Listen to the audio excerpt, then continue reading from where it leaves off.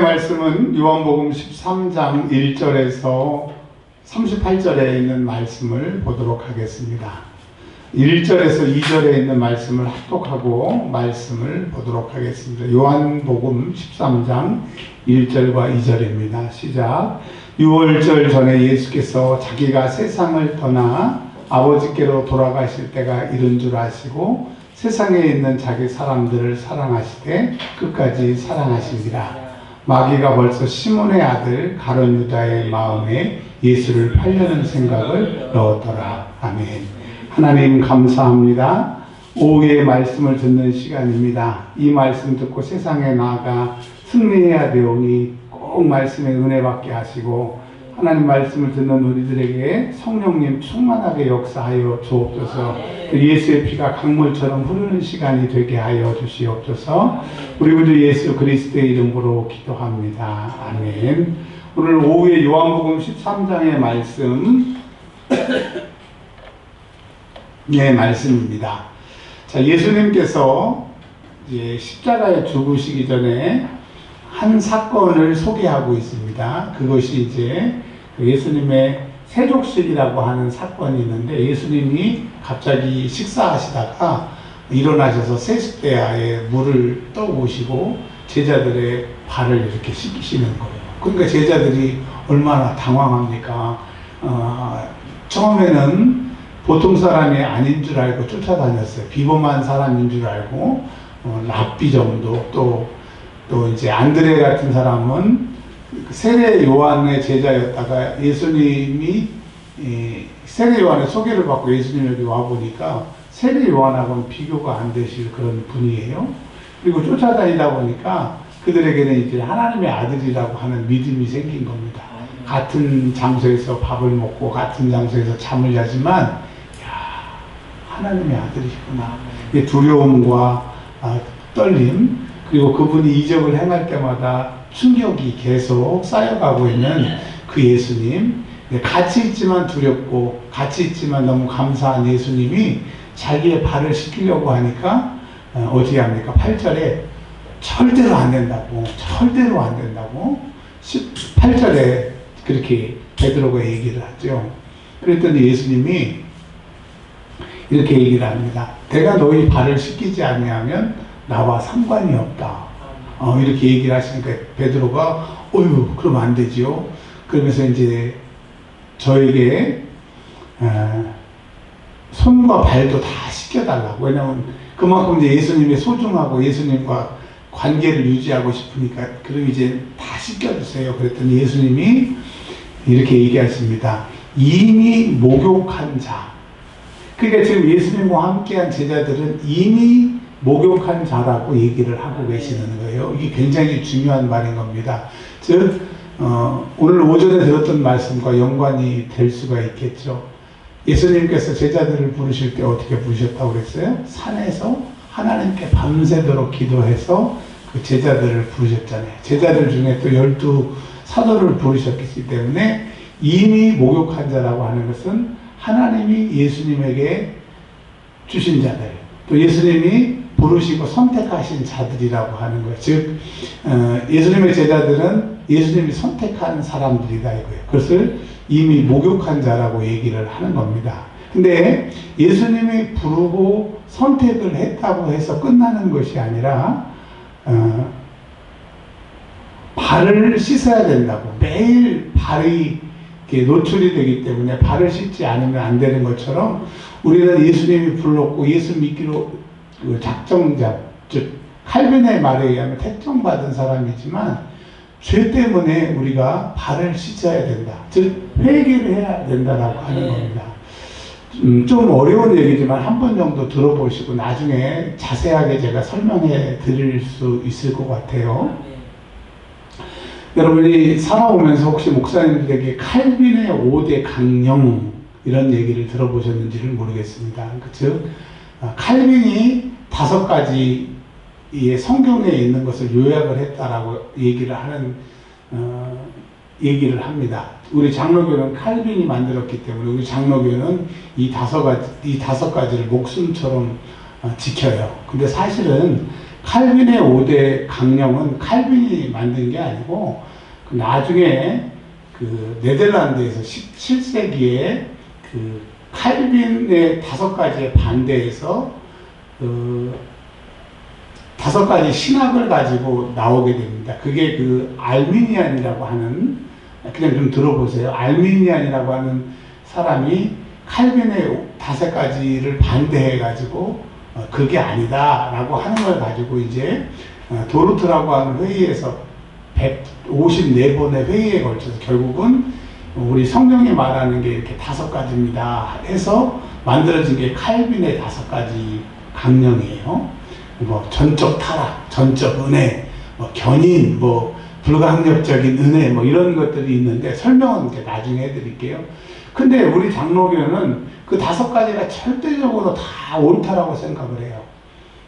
하나만 예를 들면 예수 믿으면 이제 믿게 하시는 하나님께서 끝까지 천국 가게 하신다. 뭐 예수를 대충 믿든 적당히 믿든 어쨌든 하나님이 우리를 끝까지 천국 가게 하신다고 하는 성도의 견인이라고 하는 교리가 있어요. 근데 여러분 놀랍게도 감리교는 그걸 인정하지 않아요. 그렇지 않다 이거예요. 그리고 그 순복음이나 이런 그 은사 계열과 기도 많이 하는 그 교파들은 이거 자기들은 그렇게 인정을 하지 않아요. 근데 그러면 감리교와 다른 교파들은 그걸 인정하지 않는 우리 그 장로교에서는 그것만이 진리라고 해가지고 한번 예수 딱 믿으면 끝까지 천국이라고 해서 그냥 예수 나 믿어요. 성령님이 예수님을 내 구주로 고백했으니까 나는 예수 믿는 사람이에요. 이제 나는 내 맘대로 살아도 천국이에요.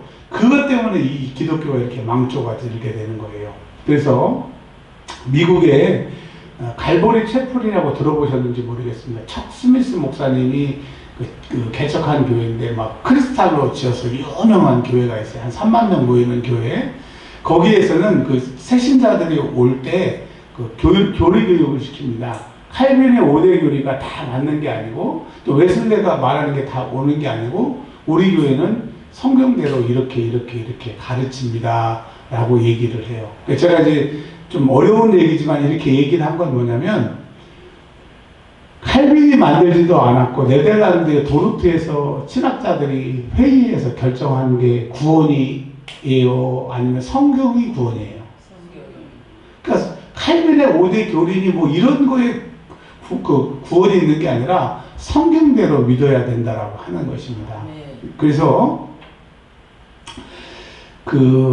이제 성경으로 이제 들어와서 예수님의 그 제자들이 예수님을 이제 딱 믿고 발을 이제 씻지 않으면 되는 게 아니라 예수를 믿어도 계속 발을 씻어야 되는 거예요. 그래서 절대로 어떤 목사님이나 어떤 교리에 매여가지고 그것만 붙들었다가는 지옥 갑니다. 우리는 칼빈도 붙들면 안 되고 루터도 붙들면 안 되고 뭐 조용기 목사님을 붙들어도 안 되고 윤석도 목사님을 붙들어도 안 되고 더군다나 저는 붙들지도 않겠지만 이현주 목사의 말에 붙들어서는 안 돼요.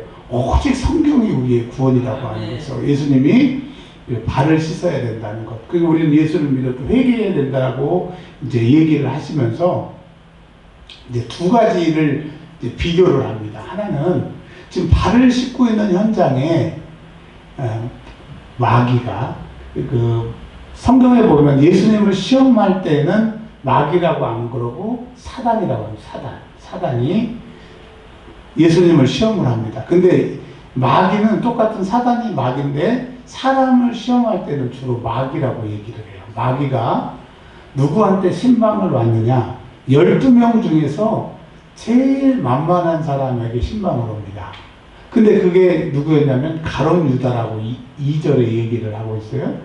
근데 왜 가룟 유다가 제일 마귀가 신방하게 오기에 좋았냐면 다른 복음에 우리가 얼마 전에 들었잖아요. 발 씻기게 했을 때 향유를 부었을 때 뭐라고 그랬어요? 저거 가난한 사람들한테 나눠주면 300데나리온도 받을 건데 근데 뭐라고 그랬어요? 요한복음에 저는 도적이라 자기가 맡았던 돈을 갖다가 꺼내서 쓰려고 그랬다고 그랬잖아요. 그러니까 예수님을 믿으면서도 돈 욕심 때문에 늘 예수님과 다른 생각을 가지고 있는 그에게 마귀가 신방을 온 거예요. 그러니까 여러분 마귀는 기가 막히게 시험 들 잘 알고 와서 시험 들게 하기 때문에 무릇 내 마음을 지키라고 하는 거예요. 우는 사자와 같이 여러분 중에서 제일 취약한 사람을 잡으러 오는 거예요. 그러니까 기도해야 되고 무시로 성경 말씀을 봐야 되고 마귀를 대적해야 우리를 시험에 들지 않게 하는 거예요. 시험에 들면 힘들어져요. 그리고 그걸 복귀하려면 그만큼 시간을 잡아먹기 때문에 시험에 들지 않기를 바랍니다. 근데 마귀는 어떻게 오냐면 우리 몸은 우리 거니까 자기 게 아니기 때문에 근데 자기 게 되게 하는 것은 간단해요. 우리가 죄만 지면 자기 게가 되기 때문에 마귀는 우리를 죄 지려고 수단과 방법을 가르치지 않고 죄 짓게 만드는 겁니다. 근데 무턱대고 죄를 사람이 지는 게 아니잖아요. 인격이 있으니까. 그래서 처음에 사단이 하와에게 와가지고 하와야 너 왜 선악과 안 따먹어? 그랬더니 하와가 뭐라 그래요? 선악과를 따먹으면 죽을까 하노라 해서 안 따먹어. 이렇게 신방을 오잖아요. 아담에게 신방 와봤자 안 되니까 하와에게 오는 것처럼 마귀는 연약한 사람에게 온다. 두 번째 어떻게 오느냐? 나는 나의 주인이기 때문에 마귀가 죄 짓지 않는 사람에게는 못 들어오니까 이렇게 찔러보는 거예요. 어떻게 찔러보냐면 마음에 오는 거예요. 마음에. 근데 여러분 마음이 어디 있어요? 이해심 원사님 마음이 어디 있어요? 마음이 어디 있어요? 마음이 여기 있어요. 어떤 사람은 내 마음의 사랑이 그 사람은 마음에 있대요. 근데 우리 권사님은 머리에 마음이 있대요. 자 그러면 사모님 사모님의 마음은 어디 있어요? 그러면 사모님의 생각은 어디에 있어요? 네? 여기에 있어요? 여기에 있어요? 응? 여기 한번 정해 봅시다. 생각하고 마음하고 같은 거예요? 다른 거예요? 한 번도 생각 안 해봤죠? 생각은 생각이고 마음은 마음이고. 근데 오늘 성경에 보면 2절에 가룟 유다의 마음에 예수를 팔려고 하는 생각을 넣었대요. 그러니까 여기는 마음하고 생각하고 같다고 한 거예요? 다르다고 한 거예요? 네? 집중하세요. 다시. 가룟 유다의 마음이 여기에 있는지는 몰라요. 자, 우리 보통 사람들은 내 마음이 아파할 때 내 마음이 여기 여기에 있다고 생각을 해요. 근데 심리학자들이나 뇌를 연구하는 사람들은 우리의 마음이 뇌에 있다고 생각을 해. 그러면 다 주장이 다른데 그냥 성경대로 한번 생각을 해보자고요. 뭐냐면 여러분의 마음이 어디 있는지 모르잖아요. 여기에 있는 건지 여기에 있는지 모르는데 여러분의 마음이 있대요. 여러분 마음이 있어요 없어요? 있죠. 근데 예수님이 내 물질이 있는 곳이 내 마음이 있다고 그랬어요. 응? 그러니까 마음이 머리에 있는 건지 가슴에 있는지는 모르겠지만 내가 귀하게 여기고 좋게 생각하는 그것이 마음이 있는 자리인데 하여간 가룟 유다의 마음이 어디 있는지 모르지만 가룟 유다 마음에 생각을 집어넣는 거야. 야, 예수 팔아버리자. 그러니까 마음하고 생각하고 다른 거지. 마음에다 생각을 집어넣었으니까. 여러분 여기 지금 진리가 여기 있는 거예요. 내 마음에 생각이 들어왔으니까 생각이 커요? 마음이 커요? 마음이 큰 거죠. 이해가 안 되신가요? 아멘. 이거 굉장히 중요한 얘기. 이게 설명이 안 되면 다른 얘기를 진행을 못해. 가룟 유다의 마음이 어디 있는지를 모르지만 마음에다가 사단이 생각을 집어넣은 거야. 그러니까 작은 거를 큰 거에다 집어넣으니까 생각보다 마음이 크겠죠. 그리고 마음하고 생각하고 같지가 않은 거야. 그러니까 여러분 생각은 하나님의 생각이 있고 내 생각이 있고 마귀의 생각이 있는 거예요. 근데 마음은 하나님이 원래부터 태어날 때부터 나에게 마음을 주신 거예요. 내 마음을.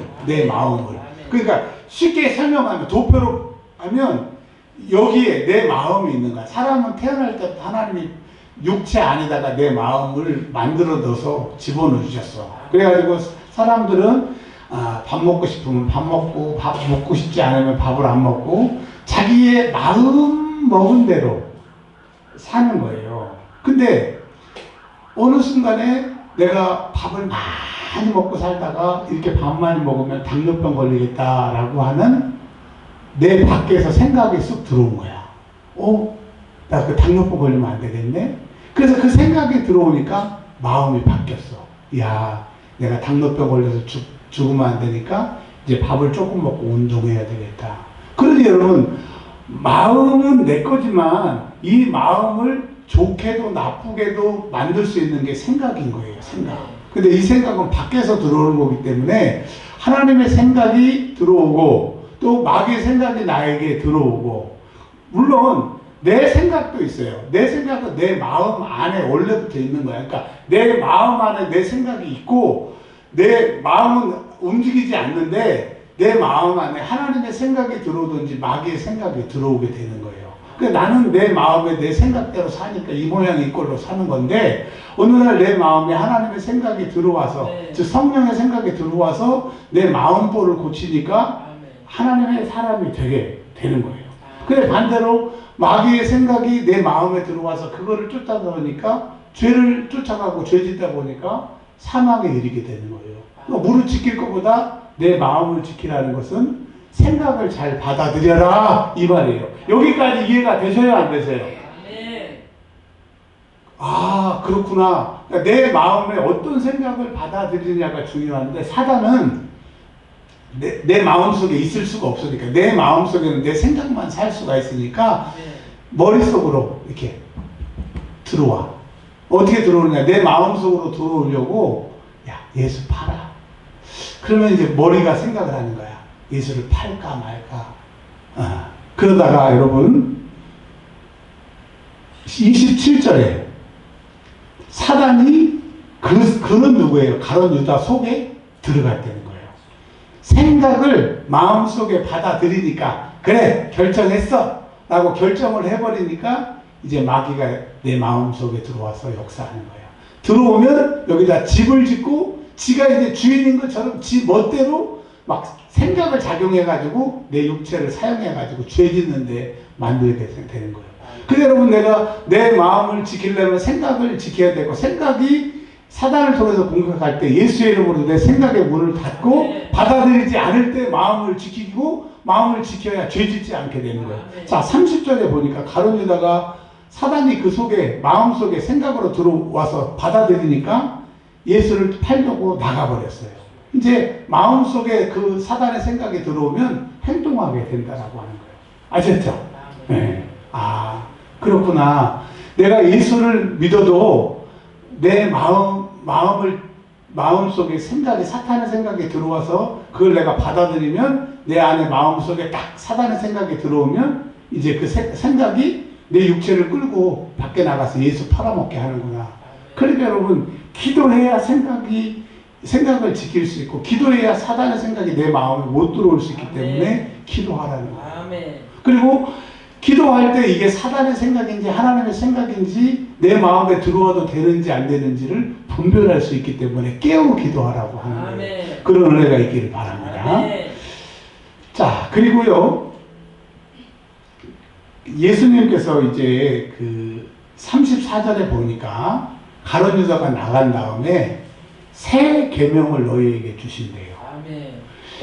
예수님이 이 땅에 오셔서 율법을 다 인정하시고 율법을 완성하러 오신 예수님께서 이것만은 내가 온 이유고, 이것만은 너희에게 꼭 가르쳐 주시겠다. 내가 이거를 꼭 너희에게 명령하니까 제발 하라고 말씀하신 게 뭐냐면 사랑하래요. 근데 사랑은요, 짝사랑이 있어요. 짝사랑. 근데 예수님이 말하는 짝사랑이 아니라 쌍방의 사랑을 말씀하시는 거예요. 예를 들어서 손준환 집사님과 제가 이렇게 일평생 믿음의 형제로 살아가고 있는데, 맨날 손준환 집사님이 저한테 주기만 해. 나는 받기만 해. 이거 사랑해요? 사랑 아니에요? 사랑이에요. 주기만 하는 사랑, 받기만 하는 사랑. 근데 이게 성령 충만했을 때는 괜찮아. 내가 계속 줘도. 근데 성령 충만이 딱 끝이거나 성령 충만이 약해질 때는 으이씨, 맨날 목사님 나한테 받기만 하고 나 하나도 안 주냐? 이 섭섭함이 드는 거야. 그때 악한 것들이 역사를 하는 거예요. 그래서 사랑은 주고 받아야 돼요. 이거를 서로 사랑한다라고 했어요. 근데 여러분, 손집사님하고 나하고 50대 50으로 집사님 뭐든지 50, 나도 50 이게 아니고 많이 가진 사람은 많이 줄 수 있고 내가 손집사님보다 없는데 뭐 내가 50, 50을 할 수가 없잖아요. 그러니까 내가 없지만 최선을 다해서 내 마음을 다해서 주는 거, 또 손집사님은 좀 여유가 있으니까 자기 여유에 자기 마음으로 합쳐서 주는, 이걸 서로 사랑이 되는 거예요. 서로 사랑하니까 50대 50을 얘기하는 건 아니 되는 거예요. 그러니까 여러분, 예수님이 제자들에게 뭐 하라고 해요? 서로 사랑. 그러니까 좋은 교회냐 안 좋은 교회냐, 우리의 좋은 교회의 기준은 뭐예요? 일단 건물이 있어야 돼요. 그 다음에 목사님이 설교를 잘해야 돼. 세 번째로는 성도가 많아야 돼. 네 번째로는 재정이 풍부해야 돼. 또 다섯 번째로는 막 전도가 잘 돼야 돼. 이게 우리가 생각하는 좋은 교회의 기준인데 성경은 그렇게 얘기를 안 해요. 성경이 말하는 좋은 교회는 어떤 교회냐? 34절에 서로 사랑하는 교회. 그게 좋은 교회라고 하는 거예요. 그 예수님이 은혜와 평강교회에게 이현주 목사와 여러분에게 뭘 원하시느냐? 은혜와 평강교회야, 서로 사랑해. 목사는 성도를 네 목숨 바쳐 사랑하고, 성도들은 네 목숨 바쳐 목사 사랑하는 게 아니라 예수님 사랑해. 이게 좋은 교회라고 하는 거예요. 그래야 35절에 예수님의 제자라는 거예요. 제자. 성경책 끼고 일요일날 교회에 가고 연보 내는 게 크리스찬이 아니고 교인이 아니고 성도가 아니고 사랑하는 사람이 성도인 거예요. 한번 물어봅시다. 손준환 집사님 성도예요? 성도 아니에요? 왜? 우리 서로 사랑하면 성도인 거예요. 근데 교회는 다녀. 예배도 드리고 연보도 다 해. 아우 진짜 내가 저 권사님만 교회 안 나왔습니다. 진짜 은혜가 되겠다. 진짜 네가 나가든지 내가 나가든지 그 판을 좀 봐야 돼. 이 사람은 성도 하는 거예요. 그걸 얘기를 하시는 거예요. 아멘. 한 가지만 더 말씀을 드리겠습니다. 근데 사랑하기 쉽지 않아요. 왜냐면 약점이 보이거든. 어제 토요일이었잖아요. 어제 토요일이었는데 제가 그 아는 권사님이 이제 요양원에 계세요. 요양원에 계시는데 큰 교회 다니셨던 권사님이에요. 목사님 좀 봅시다. 그래서 이제 봤어요. 봤더니 목사님 내가 너무 답답해서 목사님한테 할 얘기가 있어서 불렀다고 그러는 거예요. 그래 놓고 이제 얘기를 안 하는 거예요. 아니 불렀으면 얘기를 하셔야지. 그랬더니 내가 너무 서운하대. 그래서 제가 뭘 잘못했네 했더니 목사님한테 서운한 게 아니고, 그러면 자녀들이 요양원에 집어넣었으니 요양원에 자녀들 넣어서 자녀들이 서운한 거 같더니 우리 자녀들한테 서운한 게 아니래. 그래서 막 울어. 그럼 다른 사람들이 지나가다가 제가 권사님 울리니까, 나이 많으신 권사님이에요? 저를 이상한 사람을 볼 거 아니에요. 그래서 권사님 남들이 이상하게 생각해. 그냥 얘기 좀 해봐. 그랬더니 뭐가 억울하고 분통하냐고 너무 속상하냐면 자기가 한 교회를 20년을 다녔대요. 그리고 그 교회 권사님이고 자기는 예배를 한 번도 새벽 예배까지도 안 빠지고 화요일마다 전도대회에서 전도하고, 물론 아이들을 혼자 키우다 보니까 연보는 많이 못했지만 그래도 자기가 할 만큼 했다는 거야. 근데 요양원에 온 지가 이제 6개월이 됐는데 담임 목사님도副목사님도 전도사님도 교구장도 한 사람도 안 찾아왔다고 퐁퐁퐁퐁 오는 거야. 너무 억울하다. 너무하다고. 그래서 제가 목사님 욕하고 그 교구장님 욕하고 저도 목사고 저도 욕하고 미안하다고 잘못했다고. 그래서 내가 기도해드리겠다고 기도했더니 펑펑 펑펑 울더라고. 그러면서 그 권사님 뭐라고 그러시냐면, 소문에 들으니까 우리 목사님은 돈만 좋아하는데, 돈만. 근데 그게 저한테 하는 얘기로 들렸어요. 그러니 여러분, 큰 교회면 뭐하고, 교구장이면 뭐하고, 전도사면 뭐하고, 그래요. 그게 서로 사랑 안 하는 거지. 근데 이제, 지난주에 교회를 갔는데, 한 구역장님이 막 반가워하면서, 요양원에 있는 분이 이제 주일마다 예배를 드리러 가시나 봐요. 손에다가 2만 원을 쥐어주더래요. 그러면서 권사님 한 번도 못 찾아가서 미안해. 그러더래요. 그러면서 또 울어. 교회에서 그래야 되지 않겠느냐. 그러니까 여러분, 우리는 목사고 교회를 오래 다니고 이것만 강조하지, 예수님이 내 제자는 서로 사랑하라고 그랬는데 사랑하지 않잖아. 이거 회개해야 돼. 저도 회개해야 되고 여러분 회개해야 된다라고 하는 거예요. 그래서 예수님이 35절에 서로 사랑하는 너희가 나 믿는 사람이고 제자인데 이게 안 된다는 거야. 그 목사님 흉이 제 흉이잖아요. 저는 뭐 그 목사님하고 달라요. 저는 돈 안 밝혀요. 똑같지. 근데 그렇게 안 된다는 거야. 그러니까 베드로가 이래요. 예수님, 저는요 예수님이 어떤 상황에 있더라도 전 예수님 안 버릴 거예요. 그랬더니 예수님이 뭐라고 그래요? 38절에 네가 나를 3번 부인한다는 거야. 네가 지금 그런 일이 안 닥쳤으니까 목숨을 버릴 것 같지. 근데 네 목숨 바쳐서 나 사랑하라고 하는 그 자리에서는 너는 나를 버릴 거야. 그러면 어떻게 해야 주님을 안 버릴 수 있느냐? 안 돼. 네 마음에 성령님이 생각으로 베드로야, 내가 네 마음에 들어가려고 한다. 내가 너 안에 들어가서 네가 나를 모시고 환영하고 인정하고 네 마음에 나를 모시면 내가 네 마음속에 들어가서 너 예수 믿어 안 믿어? 믿어요. 너 예수 믿으면 죽일 거야? 죽여요. 육신은 죽어도 영혼은 죽이지 못하는 그 예수님 나 믿을 거니까 나 죽여라. 그렇게 할 수 있도록 내 마음에 성령님의 생각이 들어올 테니까 그분을 받아들이면 네가 나를 부인하지 않을 거야. 그래서 아버지의 약속하신 성령이 너에게 임하실 때까지 예루살렘을 떠나지 말라고 하는 것이 그거라는 거예요. 근데 여러분, 우리는 예수를 지금 믿고 있어요.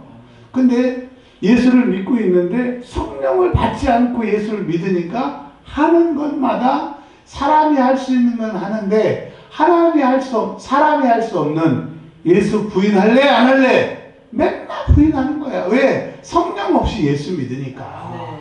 이제 여러분 성령 없이 예수 믿지 말고 내 생각, 성령의 생각을 내 마음에 받아들여서 그분이 내 주인이 되셔서 이제는 예수 부인하지 않는 그런 삶을 사는 저와 여러분들이 되시길 바랍니다. 이제 세상에 나아가서 생각이 여러분을 신방할 거예요. 똑똑똑똑 하나님 생각, 마귀 생각. 그러면 하나님의 생각은 하나님의 생각이구나 알아요. 근데 하나님 생각, 마귀 생각 일단 문 열어. 그냥 들어가서 얘기할게. 무조건 들어오려고 하거나 나는 하나님이 다당당당 근데 좀 이상해. 이거는 다 마귀 생각이에요. 그리고 지금 이거 하면 엄청 좋을 것 같아. 막 내 육신에게 유익이 있을 것 같아. 그거 다 마귀 생각인 거예요. 마귀는 내 육신에게 좋은 것을 주고 내 영혼을 뺏어간 놈이니까. 근데 생각을 주셨는데 이거 하면 내가 육신에게는 손해인데 내 영혼은 부유할 것 같아. 그게 성령의 생각이라고 하는 거예요. 그래서 여러분 이제 한 주간 동안 사실 텐데 생각이 찾아오거든 누구냐고 확인을 하시고 나에게 내 영혼에 유익을 준다고 하는 것은 하나님의 생각, 내 육신에게 유익을 준다고 하는 것은 마귀의 생각이어서 내 마음에 절대로 받아들이지 마시고 성령님이 내 마음에 오신다고 하면 꼭 받아들여서 사람으로 감당할 수 없는 일을 감당하는 저와 여러분들이 되시길 주의 이름으로 축원합니다. 이제는 우리 구주 예수 그리스도의 은혜와 하나님의 다함 없으신 크신 사랑하심과 성령님 내주교통으로 충만케 하심이 오직 하나님의 생각을 내 마음에 받아들여 성령님의 능력으로 불가능한 것을 가능케 하기로 다짐하고 계시긴 주의 사랑하는 백성들 머리 위에 이렇게 영원토록 함께 하시기를 우리 구주 예수 그리스도의 이름으로 축원하옵나이다. 아멘.